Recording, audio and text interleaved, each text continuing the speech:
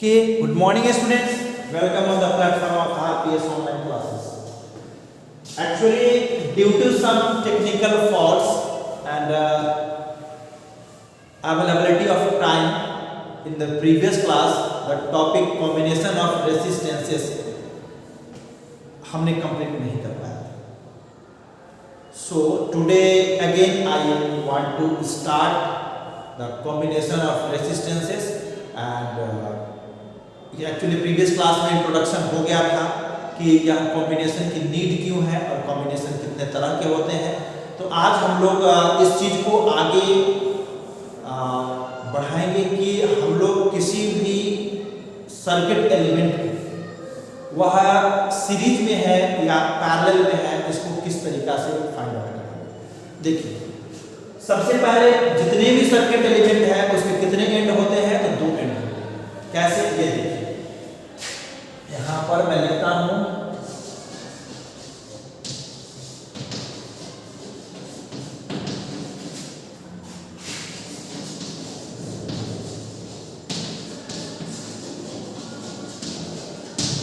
Combination of resistance. इसमें जैसे देखिए ये एक सर्किट एलिमेंट है, तुम सबको पता है यह क्या है, रेजिस्टेंस का सिंबल है. ये रेजिस्टेंस, इस रेजिस्टेंस के कितने एंड हैं, देखिए एक एंड यहाँ A और दूसरा एंड यहाँ B. एक सर्किट एलिमेंट के 2 एंड होते हैं. इसी तरीका से अगर हम लोग दूसरा सर्किट एलिमेंट ले लें C एंड D, दूसरे उसके भी 2 एंड हैं. अब इसको कंबाइन करने की जरूरत इसलिए क्योंकि एक बिल्डिंग में जो कनेक्शन होगा तो हर एक डिवाइस को इलेक्ट्रिकल पोल से तो पावर ला के नहीं देंगे, उसे हम अपने बिल्डिंग में अपने घर में एक जगह लेंगे और वहां से सभी को कनेक्ट करेंगे. तो इसलिए कॉम्बिनेशन की जरूरत है. तो यह कॉम्बिनेशन जो है बेसिकली 2 तरह के होते हैं, सीरीज कॉम्बिनेशन और पैरेलल कॉम्बिनेशन. सीरीज कॉम्बिनेशन का मतलब ऐसा भी समझ सकते हैं कि तुम्हें जो दिखने में स्ट्रेट लग रहा है, जैसे देखिए यह रेजिस्टेंस है तो यहाँ अगर इस तरीका से हमने ये ऐसे ड्रॉ कर दिया और हमें ऐड ही करना है तो हम अगले को भी यहाँ से इस तरीका से ऐड करेंगे. तो इसका ये A, इसका यहाँ B, इसका यहाँ C और इसका यहाँ D. देखिए कनेक्शन हो गया, कॉम्बिनेशन हो गया. तो स्ट्रेट फॉरवर्ड मतलब डायरेक्टली आप देख रहे हैं कि A B C D. अब यहाँ अगर देखा जाए तो B और C के बीच में कोई रेजिस्टेंस नहीं है, स्ट्रेट वायर है जिसका कंडक्टर ये कंडक्टेंस का वैल्यू, जिसका जो रेजिस्टेंस का वैल्यू 0 होगा. तो ऐसे केसेस में 0 होगा का मतलब यह नहीं हुआ कि वो रेजिस्टेंस 0 है, जस्ट एज्यूम कर रहे हैं कि 0 होगा, मतलब एकदम से मिनिमम होगा रेजिस्टेंस का वैल्यू. 0 करने पे सुपर कंडक्टर हो जाता है, ठीक है. तो इसलिए यहाँ पर इसका वैल्यू कितना होगा, 0 होगा. मान रहे हैं बहुत ही कम होगा. क्लियर है. अब देखिए तो जब ये इसके बीच में कोई रेजिस्टेंसेस नहीं है तो अलग अलग नोड क्यों दिखा रहे हैं, प्रॉब्लम क्रिएट कर रहा है. इसलिए इस दोनों नोड में या तो B मान लो या C मान लो, कोई भी एक मान लीजिए, एक को खत्म कर दीजिए. तो अब तुम्हें दिख रहा है कि इस दोनों रेजिस्टेंसेस के बीच में कितने कॉमन पॉइंट हुए.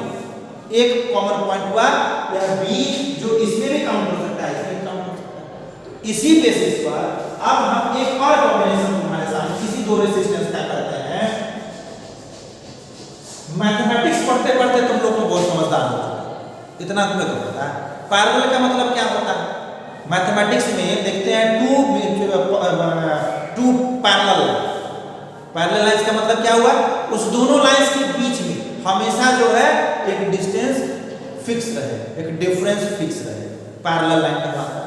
तो यहाँ पर देखिए, यहाँ भी अगर हम एक काम करें, उस रेजिस्टेंस ऊपर जो बात किए हैं, एक का यहाँ A है, एक B और C और D, तो पैरेलल तो दिख रहा है दोनों, लेकिन फिजिक्स में या पैरेलल कॉम्बिनेशन, पैरेलल दिख रहा है, कॉम्बिनेशन नहीं हुआ. तो पैरेलल के साथ साथ कॉम्बिनेशन का भी रिक्वायरमेंट तो है, ठीक है. पैरेलल के साथ साथ कॉम्बिनेशन का भी रिक्वायरमेंट है. तो पैरेलल ये हो गया और इसको कंबाइन कर दीजिए. कंबाइन कर दीजिए मतलब यहाँ देखिए पैरेलल दिख रहा था, एक से यहाँ कॉम्बिनेशन तो हो गया, लेकिन जो सर्किट क्लोज होता है अभी तो वर्क करता है. अगर इधर भी ना जोड़े तो ये ओपन सर्किट हो गया और ओपन सर्किट में वर्क होगा क्या, कोई बल्ब या कोई भी सर्किट का वर्क कंप्लीट हो पाएगा? नहीं हो पाएगा। इस वजह से क्या करना होगा कि इधर भी कर दीजिए, इधर भी कर दिए, तो यार देखिए अब यह कॉम्बिनेशन जो हुआ साइंस फिजिक्स के अनुसार यह पैरेलल कॉम्बिनेशन हो गया। सबसे पहले ये दोनों रेजिस्टेंस पैरेलल था और उसका दूसरा कंबाइन कर दिया तो कॉम्बिनेशन हो गया पैरेलल कॉम्बिनेशन।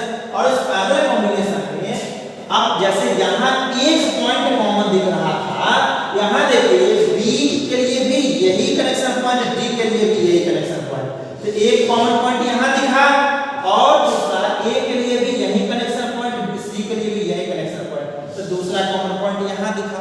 तो if in the combination of two resistances the two points are common, then that is defined as in what type of combination? Parallel combination। अगर इस तरीके से एकदम बेसिक सा माइंड में रखना है, इसके अलावा और भी टेक्निक है जिससे फाइंड आउट कर सकते हैं, बट यह बेसिक सा टेक्निक और इजी टेक्निक जो तुम्हारे माइंड में तुरंत आ जाएगा, इसलिए मैं इसे स्टार्ट कर रहा हूँ। अभी न्यूमेरिकल्स बनाएंगे तो उसमें और भी मेथड है जिसके हेल्प से बताएंगे। तो यहाँ पर देखो इस दो रेजिस्टेंस में कितने कॉमन पॉइंट? एक कॉमन पॉइंट, तो इसका ये किस तरह का कॉम्बिनेशन हो गया? यह हो गया सीरीज कॉम्बिनेशन, ठीक है। और यहाँ पर कितने कॉमन पॉइंट? दो कॉमन पॉइंट, तो क्या हो गया? ये हो गया तुम्हारा पैरेलल, ठीक है। एक कॉमन पॉइंट सीरीज कॉम्बिनेशन, दो कॉमन पॉइंट पैरेलल कॉम्बिनेशन, तीन कॉमन पॉइंट की भी बात करेंगे क्या? नेवर। एक सर्किट एलिमेंट के दो ही एंड तो होते हैं, one circuit element having only two ends, then what is the chance of third common point? That is zero, कभी नहीं हो सकता है। एक रेजिस्टेंस या एक सर्किट एलिमेंट के सिर्फ दो एंड है, तो या तो एक कॉमन पॉइंट हो सकता है या फिर दो कॉमन पॉइंट हो सकता है। तो एक कॉमन पॉइंट हुआ तो वो सीरीज में, दो कॉमन पॉइंट हो गया पैरेलल में, और यही दोनों तो हमें पढ़ना है। लेकिन इससे आगे की क्लासेस में जब पढ़ेंगे 11th में 12th में या उससे आगे क्लासेस में जब पढ़ेंगे तो और भी कॉम्बिनेशन आता है, जिससे हम लोग स्टार कॉम्बिनेशन, डेल्टा कॉम्बिनेशन, इस सब की बात करेंगे, ठीक है। तो यहाँ इस हेल्प से हम लोग पहचान सकते हैं सीरीज कॉम्बिनेशन और पैरेलल कॉम्बिनेशन। अब देखिए, अब पहले सीरीज कॉम्बिनेशन इसके वैल्यूएशन को कैसे फाइंड आउट करेंगे। सबसे पहले जब सीरीज कॉम्बिनेशन होगा इस रेजिस्टेंस का वैल्यू कुछ तो देगा, मान लीजिए इसका R1 दे दिए, इसको R2 दे दिए, या R1 वैल्यू था ये R2 वैल्यू था, ठीक है। या R1 वैल्यू था वो R2 वैल्यू था। जब दोनों कंबाइन हो गया तो इस दोनों के लिए, जब इस दोनों के लिए कितना वैल्यू का रेजिस्टेंस होगा ये, तो हम लोग यहाँ इस दोनों के इक्विवेलेंट वैल्यू, ठीक है, जैसे बोलते हैं ना 10 और 10 इक्विवेलेंट, मतलब या तो क्लास 10 सीबीएसई से पास करो या क्लास 10 बिहार बोर्ड से पास करें, आईसीएसई बोर्ड से पास करें, कहीं से भी उसका इक्विवेलेंट क्लास 10 या उसके इक्विवेलेंट, समझ रहे हैं। तो जो वर्क है, जो उसके समतुल्य, जैसे यहाँ जो रेजिस्टेंसेस है R1 और R2, अगर 2 और 3 तो 5 ओम हो गया, तो यहाँ 5 ओम भी हो सकता है और 5 ओम से कम भी हो सकता है। ज़्यादा की बात तो नहीं करेंगे, लेकिन इससे कम भी हो सकता है, जो हम लोग आगे की क्लासेस में देखेंगे कि कम कैसे हो सकता है, ठीक है। तो यहाँ इस दोनों R1 और R2 के सम के लगभग बराबर वैल्यू जो हम लोग फाइंड आउट करेंगे, उसे हम लोग इक्विवेलेंट रेजिस्टेंस बोलते हैं, ठीक है, इक्विवेलेंट रेजिस्टेंस। और इसे लिखते हैं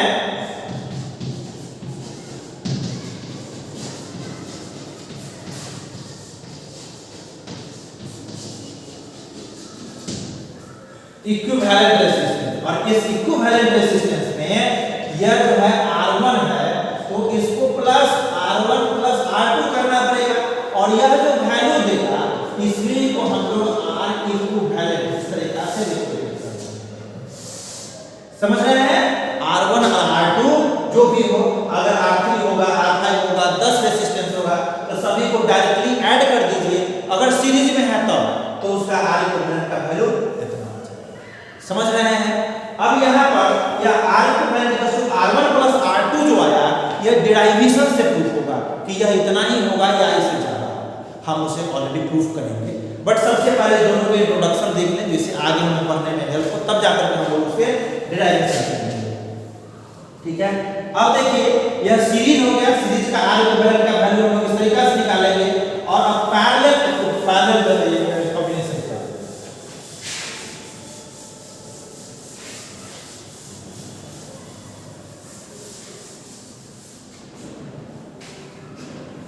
अब अभी हमने बताया है कि अगर कोई रेजिस्टेंस ना इस तरह से कंबाइन हो, R1 हुआ,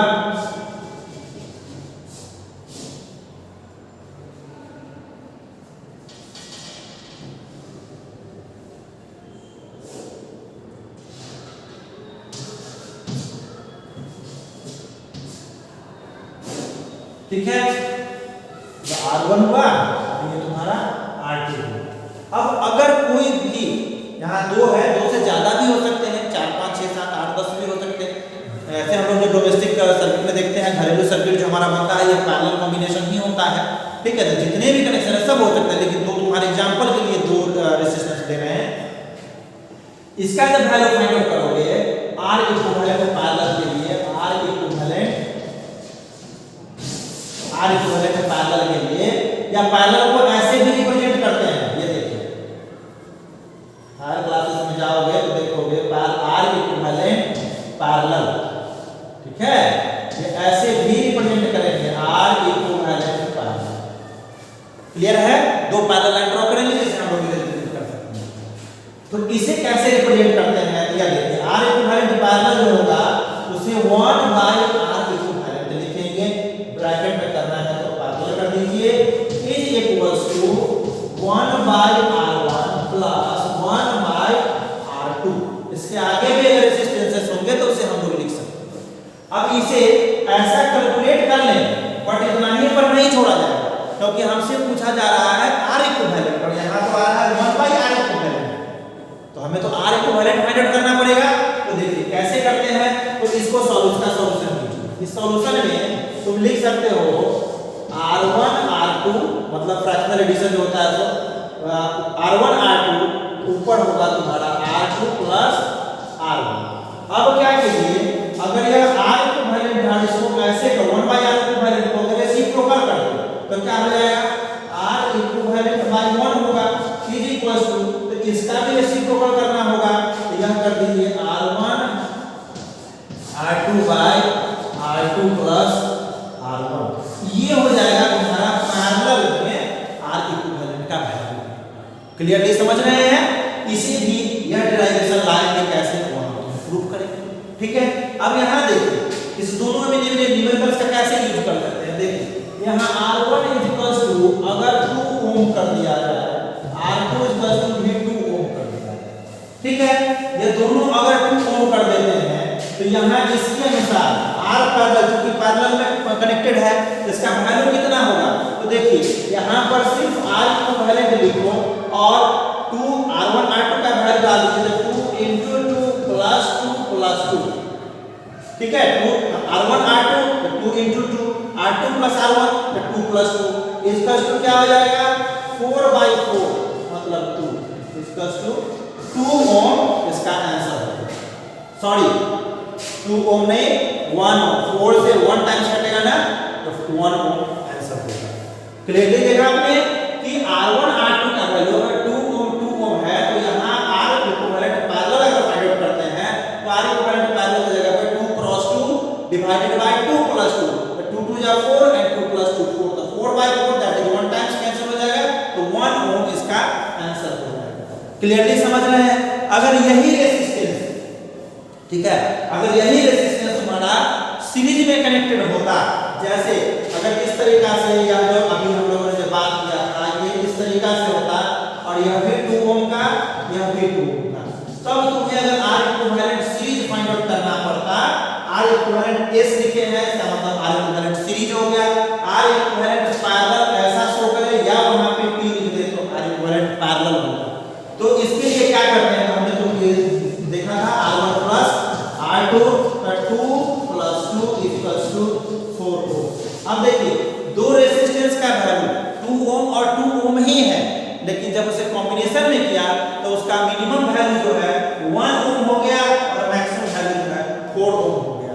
अब इस रेसिस्टेंस का जो वैल्यू है तुम देख रहे हो कि 4 ओम भी हो सकता है और उससे कम 1 ओम भी हो सकता है, मतलब कॉम्बिनेशन में जो रेसिस्टेंस है उससे कम या दोनों के कॉम्बिनेशन से ज्यादा, यही हो सकते हैं रेसिस्टेंस के वैल्यू। सो क्लियरली समझ में आया कि इसका हम लोग कैसे यूज करेंगे। अब अगर देखिए दूसरी बात है यहां पर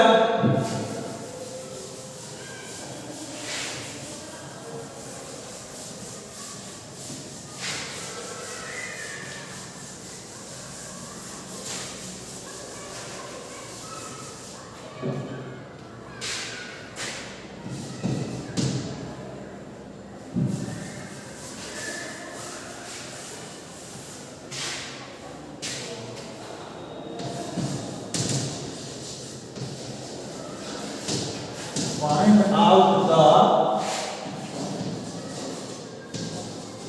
value of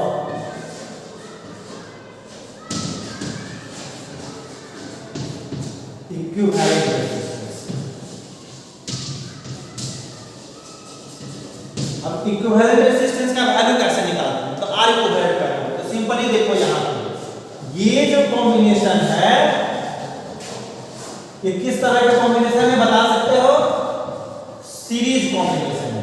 अब सीरीज कॉम्बिनेशन में यहां हमने बाकी कोई भी सर्किट एलिमेंट स्विच वगैरह हमने नहीं लगाया, सिंपली देखिए यह हमारा वोल्टेज सोर्स हो गया। अब वोल्टेज सोर्स में यह पॉजिटिव या नेगेटिव देखिए इस तरीके से करंट जा रहा है, यहां करंट आ रहा है तो ये क्या होगा I, यह करंट का वैल्यू I होगा, ठीक है। अब बताइए यहां ओम्स लॉ का एप्लीकेशन करते हुए हम लोग इसके R इक्विवेलेंट का वैल्यू फाइंड आउट कर सकते हैं। यह जो वोल्टेज है यह वोल्टेज जो यहां से इस दोनों रेजिस्टेंस R1 और R2 में ही तो शेयर होगा।